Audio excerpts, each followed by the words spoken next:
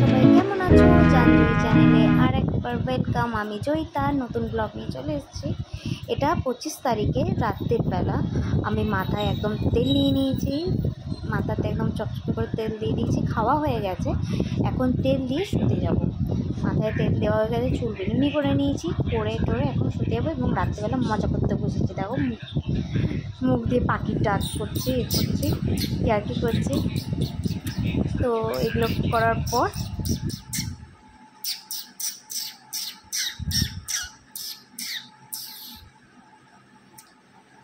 করবো good night. কালকে সকালবেলা তোমাদের সাথে দেখা হচ্ছে, ঠিক আছে? সবাই খুব ভালো থাকো, সুস্থ থাকো।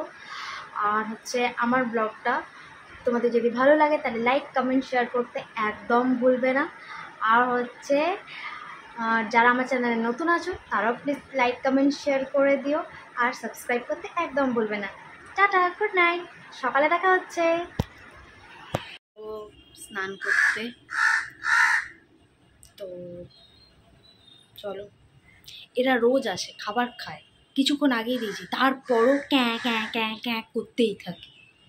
বিরক্ত লেগে যায়। দেখো এদের অবস্থা, দেখো, বুঝতে পারছো এদের অবস্থা? একটা ওদিকেও আছে।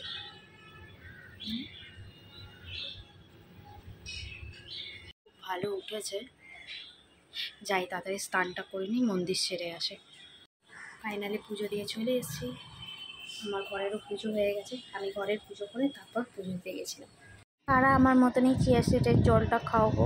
কী উপকার হয়েছে আমাকে একটু প্লিজ জানো। আমি আজকে ফার্স্ট টাইম খাচ্ছি। এই দেখো আমার মুখটার অবস্থা দেখো।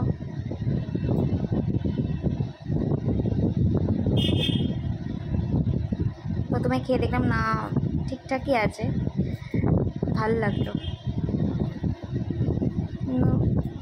যাই হোক, খেয়েটে নিয়েছি।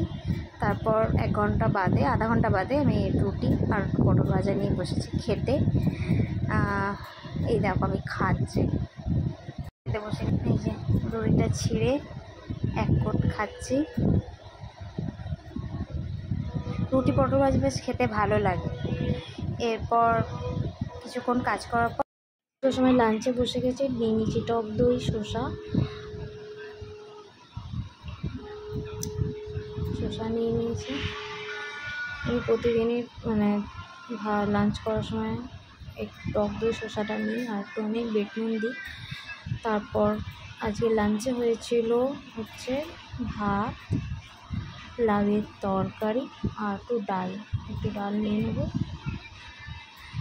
আজকে লাঞ্চ এটাই হয়েছে। যদি ভিডিওটা ভালো লাগে তাহলে লাইক করে দিও।